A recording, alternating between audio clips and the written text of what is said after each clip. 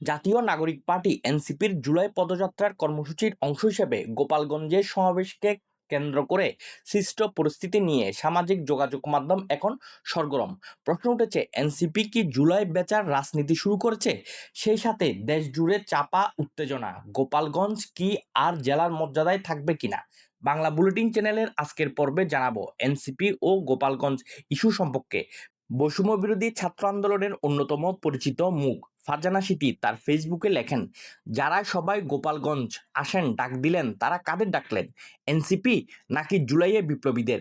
আজকে কি জুলাই রিমেক করতে গেছিলেন, নাকি ফাপড়ের রাজনীতি প্রতিষ্ঠায় গেছিলেন?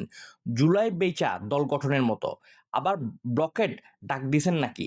কেন সরকার প্রশাসন আপনাদের রেস্কিউ করে নাই? নাকি মন ভরল না, হাসিনা স্টাইলে গুলি চলল না বলে? স্থানীয় বিভিন্ন দলীয় লোকজনগুলো তো আপনাদের জন্য আগায় আসলো। ক্লিয়ার করেন, এটা রাজনৈতিক ডাক, জুলাইয়ের না। জুলাই আপনাদের গোপালগঞ্জ রাজনৈতিক জনসংযোগের নামে ভেকু দিয়ে আরেক বেটার নিজের এলাকায় গিয়ে তার কবর খুঁড়তে আসে নাই। জুলাইয়ের নামে চালাই দিলে চেলচালাই চলে যাবে, এসব আর ভাবিয়েন না। জুলাই কারো বাপের না যে ভোট চাইতে কেচালে গিয়ে জুলাই ডাক দিবেন। জনপ্রিয় রম্য লেখক আসিফ এন্তাস রবি তার ফেসবুকে লেখেন, ঘটনা যদি উল্টো হতো, ধরেন গোপালগঞ্জে এনসিপি গেল, গোপালগঞ্জের 4 জন না মরে এনসিপির 4 জন মরে যেত, তাহলে কি হতো? প্রথমে যে ব্যাপারটা ঘটতো অভ্যুত্থান নয়, এবার হবে আসল বিপ্লব।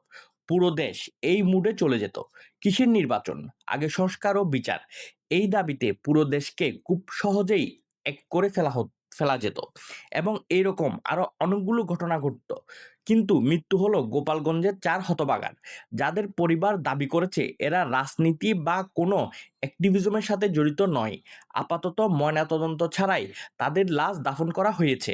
এই বিষয়ে মিডিয়া মোটামুটি চুপ, তবে লাশ তো এটা মাটিতে পুঁতে ফেললেই ধামাচাপা দেওয়া যায়। কিন্তু কুশাসন এত সহজে কবরে যায় না, কুশাসন রয়ে যায়, লাশের চেয়েও তীব্র গন্ধ ছড়ায়।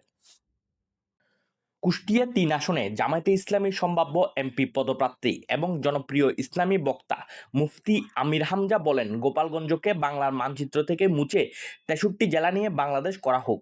গোপালগঞ্জকে আশেপাশের 4টি জেলার মধ্যে ভাগ করে দেওয়া হোক। এই জেলা দেশের মানচিত্রে না থাকাই ভালো। প্রিয় দর্শক, আপনার কি মনে হয় গোপালগঞ্জ নামটি মানচিত্রে থাকবে? আপনার মূল্যবান মতামত কমেন্টে জানান। ভিডিওটি ভালো লাগলে লাইক ও শেয়ার করুন।